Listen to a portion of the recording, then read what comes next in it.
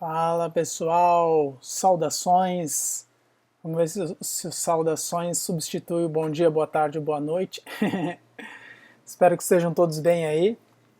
Então vamos aqui para a nossa última aula de conteúdo referente à parte de ontologias. É claro que ali a gente tem atividade prática para realizar, tem as aulas síncronas que a gente pode ver ainda alguns detalhes sobre a parte de como representar as coisas usando o OWL, né? Mas então a aula de conteúdo mesmo, né? Essa é a última, que é praticamente uma aula bônus, assim, ela não faz parte do conteúdo, né? Do conteúdo programático, mas eu acho legal, porque esses dois temas aqui, como eu já comentei, né, em vídeos passados, estou acostumado a falar aulas, né? Como eu já comentei em vídeos passados, são o motivo pelo qual a OWL foi desenvolvida e é uma das grandes aplicações de hoje em dia.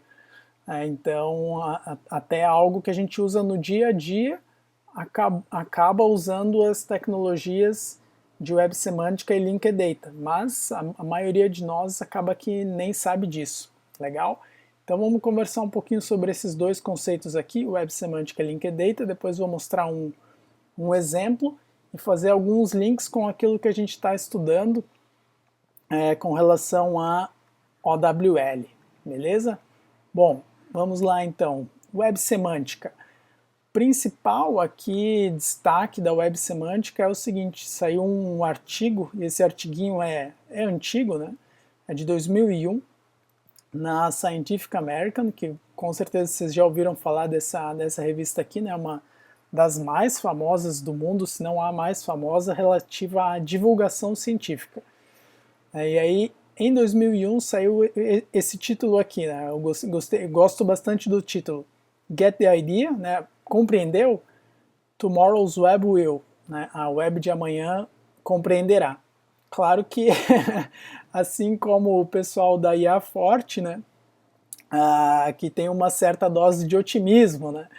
E já se passaram 10 anos e Tomorrow's Web is still learning, né? Ela não aprendeu ainda. Mas vai aprender, concordo com isso. Né? Só que aqui, então, qual é a ideia principal, né, do Tim Berners-Lee, que eu comentei em um dos vídeos passados, então, qual foi a ideia do Tim Berners-Lee, que foi o criador, né, que concebeu a ideia da web semântica? A ideia principal dele é a seguinte, ele quer que a web semântica seja uma extensão da web atual, e aí aqui tem a chave, ó. É uma extensão na qual a informação recebe um significado bem definido. Recebe um significado bem definido, possibilitando que computadores e pessoas se comuniquem em cooperação. Então, para a gente conseguir colocar esse significado bem definido, vamos riscar para cá, esse significado bem definido, não tem ferramenta melhor do que as ontologias, né? Porque como a gente já viu até agora, as ontologias são uma excelente ferramenta para a gente descrever as coisas do mundo. Além de descrever as coisas do mundo, a gente consegue classificar essas coisas do mundo. Então, a ideia aqui, né, é que os computadores, eles meio que tenham a visão que nós temos quando a gente abre uma página HTML ou quando a gente olha um meme, um GIF animado, né, que é a coisa menos interoperável que existe. Então a ideia é a seguinte, do mesmo jeito que a gente tem web atual, né, que é essencialmente documentos HTML que foram feitos para os seres humanos interpretar, a ideia da web semântica é, não, vamos colocar uma camada junto aqui, de forma que os computadores consigam interpretar as coisas que estão sendo colocadas lá nesses documentos. E aí, para chegar nesse objetivo, né, que é com certeza um objetivo bem de longo prazo, né, que a gente até pode fazer uma relação com o IA Forte, né, que tem a ver com o entendimento conceitual, ou com aquela ideia de conhecimento de senso comum que eu comentei na, na penúltima, acho, videoaula.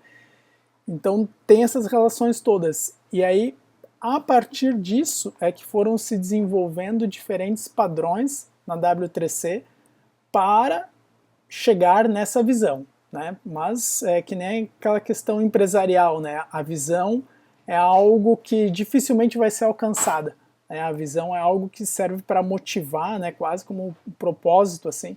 Então isso aqui é a visão e ela vai se concretizando de algumas formas, tá? Então esse é o propósito principal da web semântica, fazer com que os computadores compreendam o conteúdo que está disponível na web, legal? Então, para isso, deixa eu vir aqui para uma figurinha clássica que, se vocês procurarem na web aí por camadas, ou layers em inglês, né? Camadas da web semântica, vocês com certeza vão encontrar essa figura aqui e muitas variações dessa figura. Eu já até comentei um pouquinho sobre isso numa das videoaulas passadas, só que eu cheguei até esse andar aqui, tá? Então, como a ideia toda da web semântica está associada com o World Wide Web Consortium, os caras são assim muito bons em elaborar padrões, é impressionante assim, a capacidade deles de produzir documento e padrão é impressionante mesmo. Então, só para a gente revisar, né, a web hoje, né, então aqui acaba que não tem aqui embaixo, né, mas a gente poderia colocar também aqui a ideia das URLs e as URLs que tem os HTML ou padrões atuais, né, e padrões atuais de documentos web. Aí, no nível mais de cima, que assim, é que começa a odisseia toda para tentar chegar naquela visão do Tim Berners-Lee. Legal? Então aqui nesse nível de baixo, aqui a gente tem os documentos que são feitos para humanos, né? Eu coloquei HTML, mas eu sei que hoje tem outros padrões.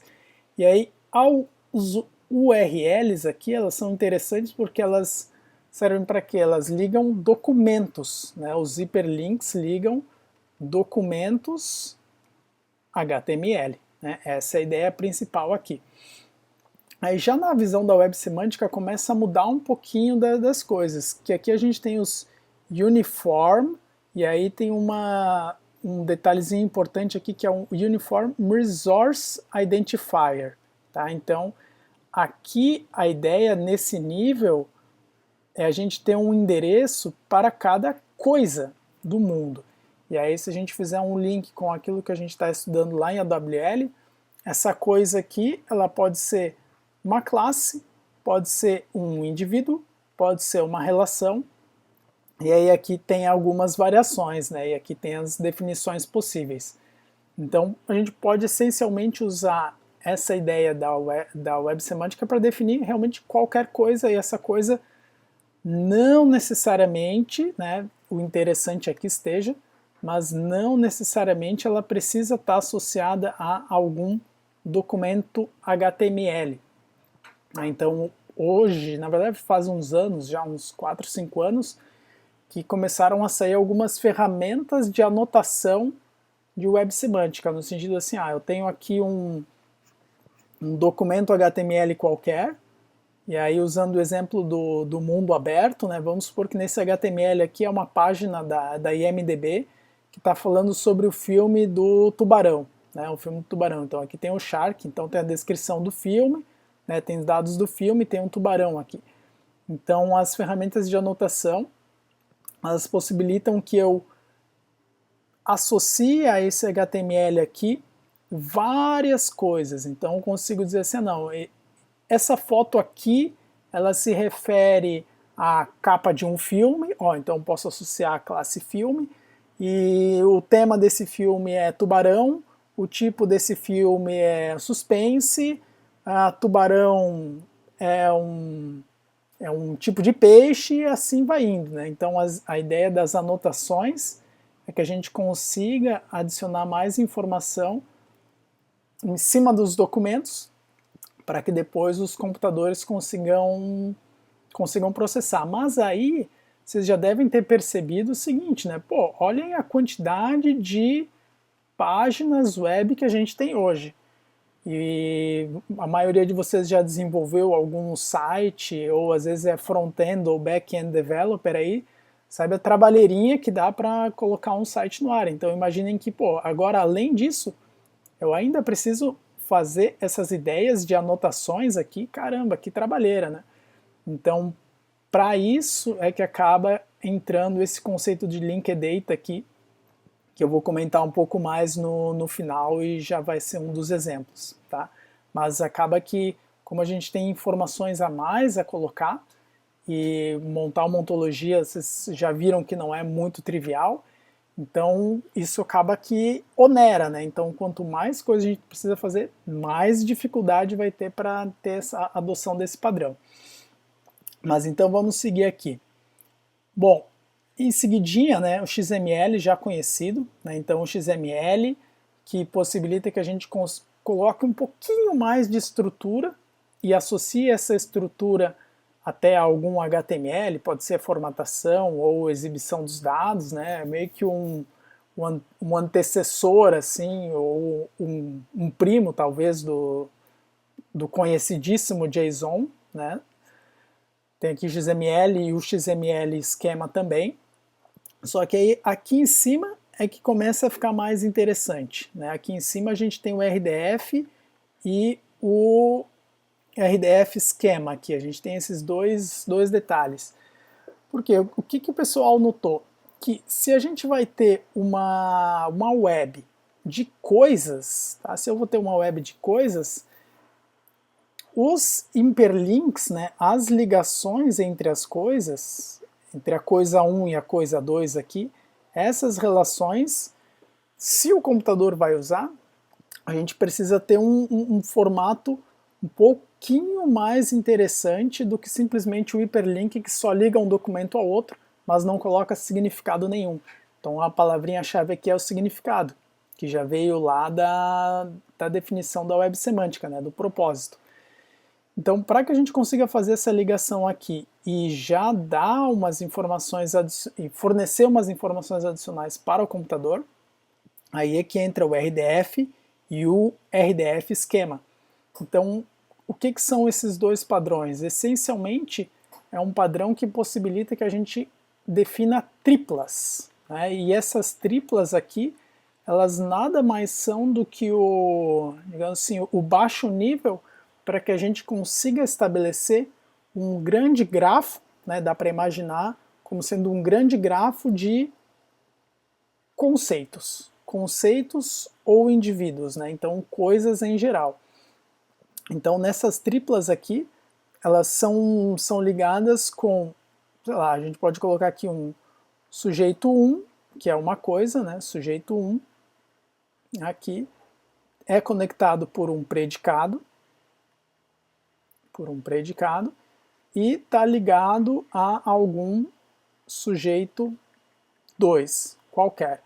E aí, claro, né, vocês, com o que a gente já conversou, esse sujeito 2 aqui também pode ser um dado, né, que é a ideia de uma Object Property e uma Data Property, que nós já conversamos. Então, o RDF, ele define uma linguagem que nos permite fazer simplesmente isso aqui. Tá? O RDF é uma linguagem que nos permite montar um conjunto de triplas. Então, se vocês abrirem um arquivo de ontologias, eu coloquei ali no Moodle o peopleipets.owl. Se vocês derem uma olhadinha nesse arquivo peopleipets.owl, vocês vão ver o seguinte, que ele está codificado em XML, e aí junto com o XML ele tem também tags RDF. Então, na verdade, aqui o legal de ser um padrão da W3C é que está tudo usando as linguagens comuns, né? Então, chega lá no nível mais baixo aqui, é um XML com RDF e é algo que já é super já está super comum, né, super processável pelos navegadores atuais. Então no RDF a gente consegue definir essas triplas aqui.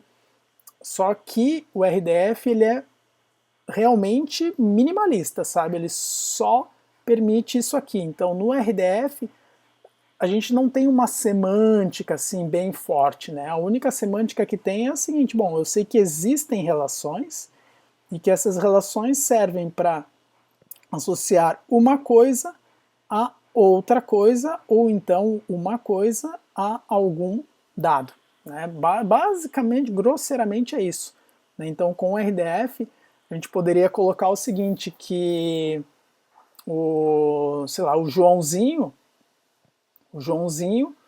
ele cursa, vou colocar aqui o Joãozinho cursa, na verdade vou até mudar esse cara aqui, fazer o seguinte, vou dizer que o Joãozinho cursa, sei lá, sistemas inteligentes, tá? Sistemas inteligentes aqui. Então, com a RDF a gente consegue chegar nesse nível, tá? Aí, o RDF esquema, o que ele faz? Ele já coloca a questão dos tipos aqui.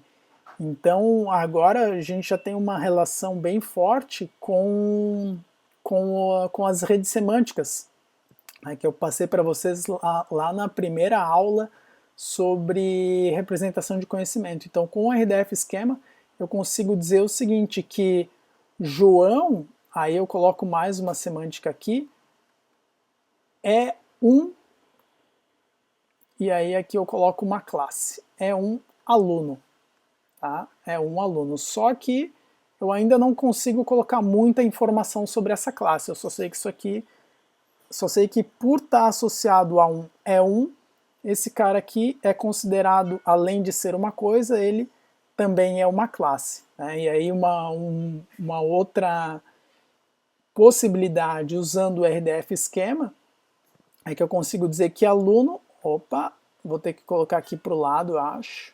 Vou colocar aqui para o lado. Vou colocar aqui que aluno é subclass of, né, subclasse de pessoa. Sei lá, todo aluno é uma pessoa. Tá? Alguma coisa nesse sentido. Então até aqui é algo que eu consigo expressar com o RDF. Então com o RDF a gente já consegue fazer algumas coisas, né? Já consigo dizer que na web existem coisas, e aí cada uma dessas coisas aqui, inclusive o predicado, todas elas têm um endereço, né, que é uma URI. É bem semelhante à ideia da URL, só que indexa coisas. Né? Então a gente já sabe que, bom, tendo em vista que eu tenho URI, essas URIs precisam estar armazenadas em algum lugar. Então aqui acaba surgindo mais um componente técnico, né, que são as triple stores. Tá? Então a ideia das triple stores, elas são meio que um SGBD de RDF, um SGBD de grafos. Né? Então a Oracle já tem uma triple store, agora não acho que é a Ontograph, se eu não me engano, não me lembro o nome, mas os grandes players já têm suas triple stores aí no bolso. Né? Tem algumas pagas, outras são abertas ainda, né? Porque o padrão tá andando bastante. Então notem que agora, além de um servidor web tradicional lá, um Apache mais um servidor de back-end JavaScript, qualquer coisa assim, e o front-end, a gente precisa colocar uma triple store para armazenar as informações que estão no formato da web semântica. Bacana? Então nesse nível aqui a gente chega no RDF. Mas aí só com isso, pô, legal, a gente já consegue cumprir um pouquinho o objetivo aqui de cima, né, que é quanto ao significado, né, esse objetivo aqui do significado. Então, com o RDFS especialmente, tendo em vista que eu consigo associar classes e subclasses, legal, um pouco eu já faço, mas ainda é bastante restrito. Então, tendo em vista essas restrições, depois, em cima do RDF, a gente tem o OWL. Então o OWL é uma linguagem que é escrita em RDF, então a gente vai respeitando a interoperabilidade aqui nas camadas, né? Então o que o OWL faz? Ele faz tudo aquilo que a gente viu no vídeo da última aula. Então se a gente usar o OWL, eu posso pegar aqui a nossa relação cursa e definir o domínio e definir a imagem dela. Tá? Então posso associar aqui domínio e imagem. Então vou dizer que o domínio desse cara aqui é aluno e desse cara aqui é disciplina. Né? Mesmo exemplo do vídeo passado. Então isso aqui é algo que o OWL já permite e está escrito em RDF. E a gente sabe que, bom, no momento que isso aqui estiver guardado na minha Triple Store, e aí eu pedi assim, olha, Triple Store, agora executa o motor de inferência, deduz aí mais informações, eu já vou conseguir deduzir que o tipo dessa coisa aqui de sistemas inteligentes é do tipo disciplina. Então já infiro que esse cara aqui é uma disciplina. Legal? E aí junto aqui com o OWL, notem que aqui eu tenho uma linguagem de query. Agora eu não lembro, falhou aqui o inglesation do professor, acho que não é query. Enfim, depois eles me corrigem na aula síncrona. Notem que essa linguagem de consulta, que aí não tem erro, essa linguagem de consulta aqui, ela funciona tanto em OWL quanto em RDFS. Então a ideia é que eu possa usar qualquer coisa que eu definir na minha ontologia, né, no meu OWL ou no meu RDF, como termos de consulta. Tá? Então posso usar as classes, e aí essas classes, o interessante é que a gente lembra, né, eu posso dizer que aluno aqui, ele é definido por uma expressão de classe. E aí a nossa linguagem de consulta aqui, o Sparkle, opa, acabou, não saiu o efeito que eu queria. Então, deixar aqui, CL. Então a nossa linguagem de consulta aqui, o Sparkle, ela também permite que a gente use as expressões de classe que a gente já montou.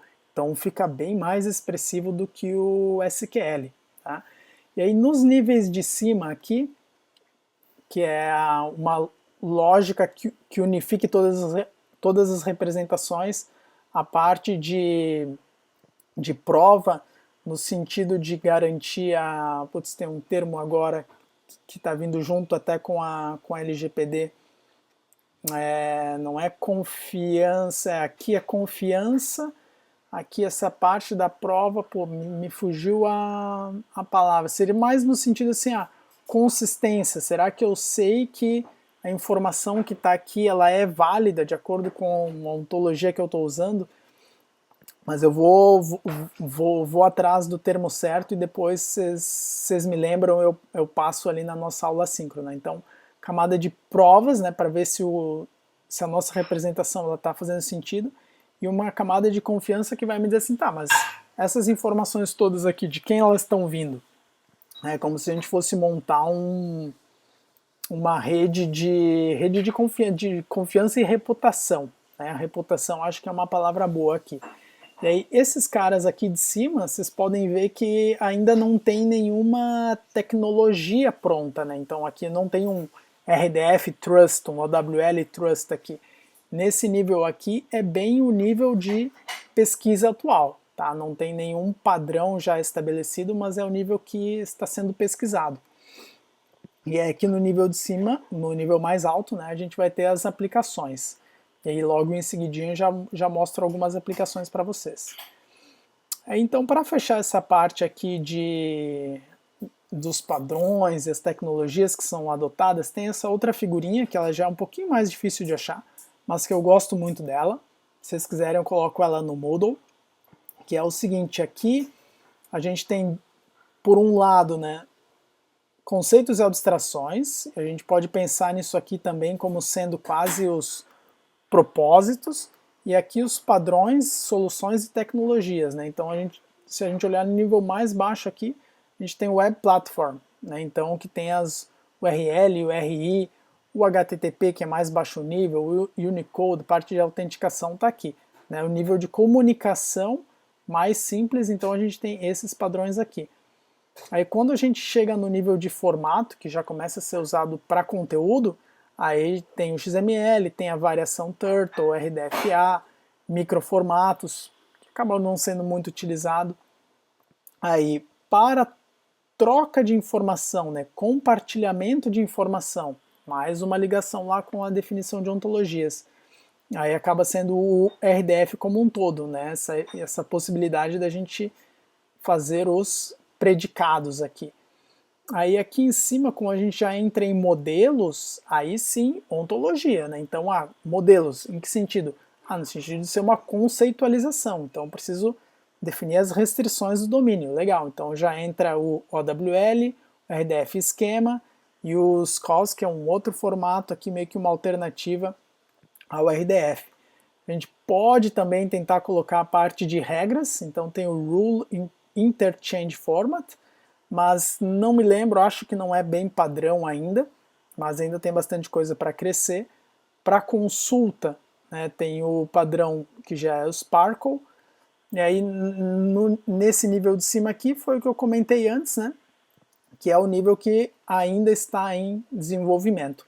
E depois vem as aplicações aqui em cima. Bacana, pessoal? Então essa aqui é a visão toda de onde se encaixa o OWL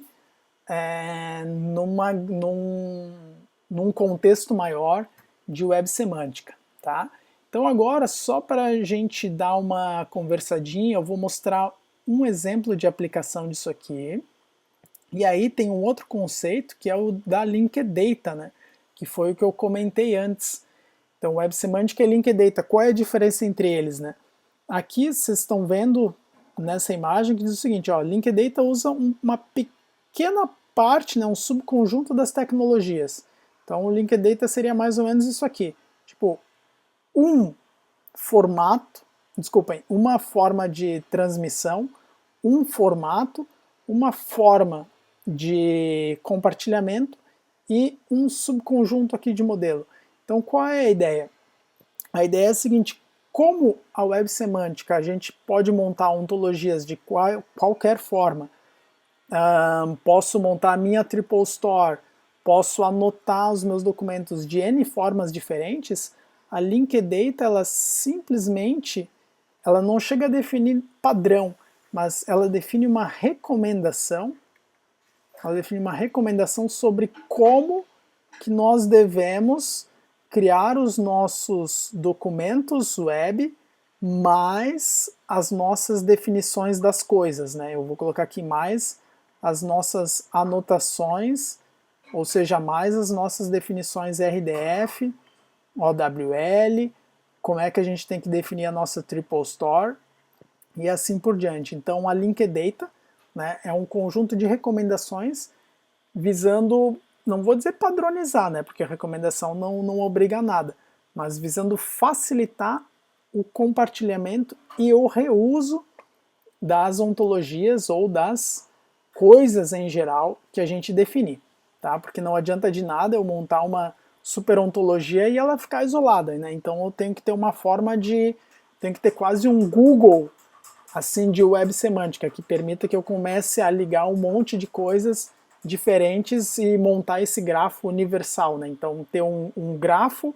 de conceitos e indivíduos e coisas que seja uma contraparte com significado lá da web.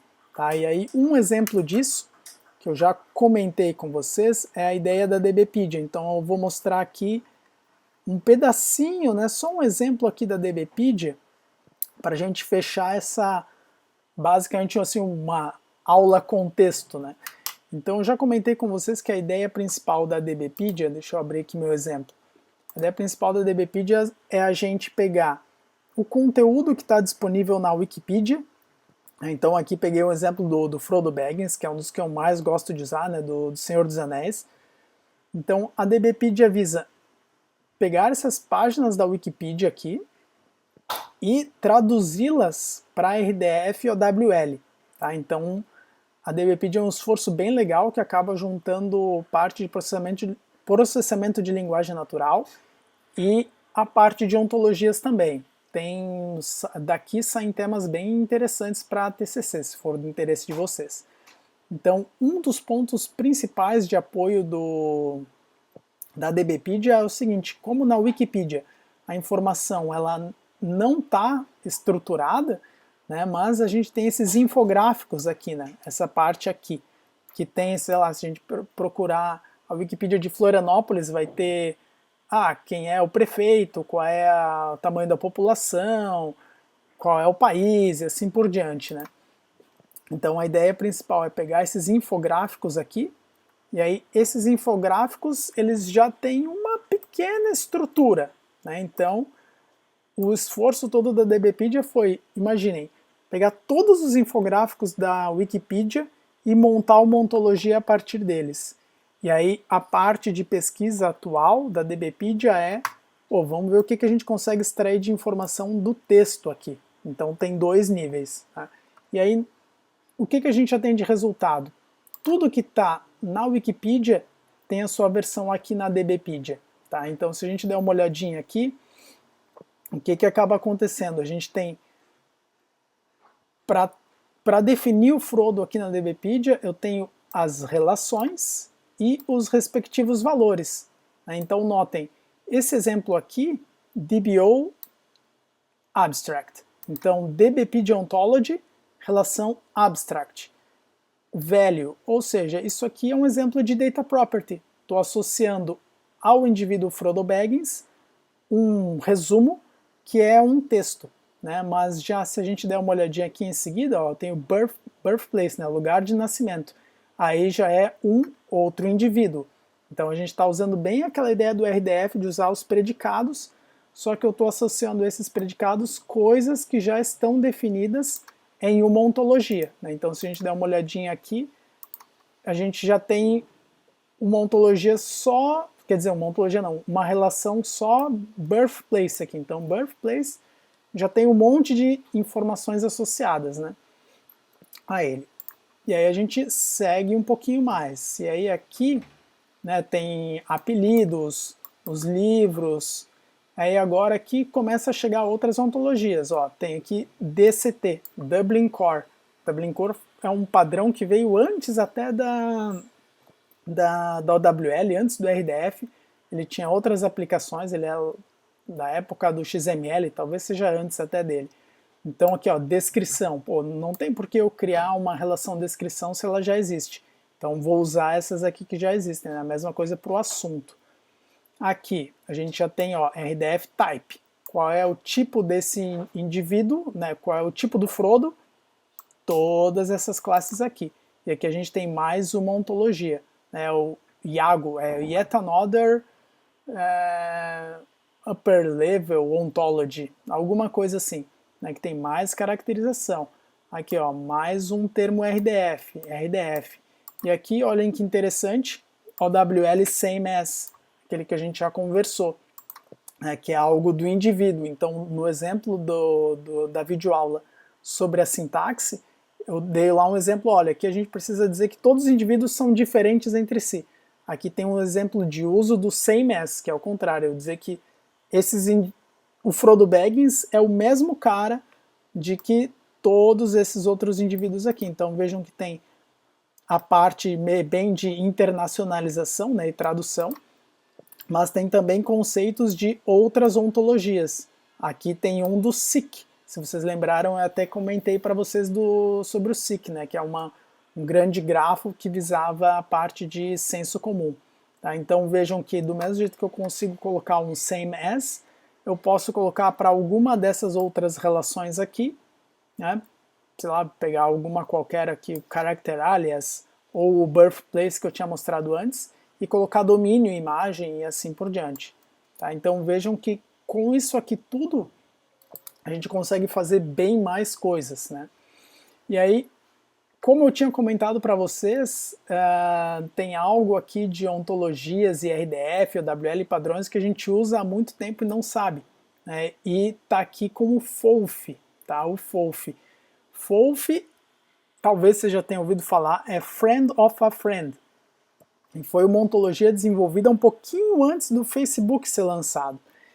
E aí, nessa ontologia aqui, é que foi usada como base para desenvolver o like do Facebook, né, o joinha. Então, se a gente der uma olhadinha lá no Facebook, quem já desenvolveu alguma coisa usando as APIs deles, vocês vão ver que o Facebook, como é que ele chama a API deles? Facebook Graph API, API de grafo do Facebook. E aí agora não tenho certeza se foi o Facebook ou se foi uma iniciativa separada que desenvolveu o FOF, mas teve influência do Facebook, tenho quase certeza, para montar essa ontologia aqui de FOF. Então agora, notem, o que o Facebook faz? Pega um indivíduo, que é um usuário, né, que tem algum login lá, e associa ele a qualquer coisa que esteja na web, através do like. Né? Então qualquer coisa que permita ser likeada, eu consigo associar a um usuário do Facebook.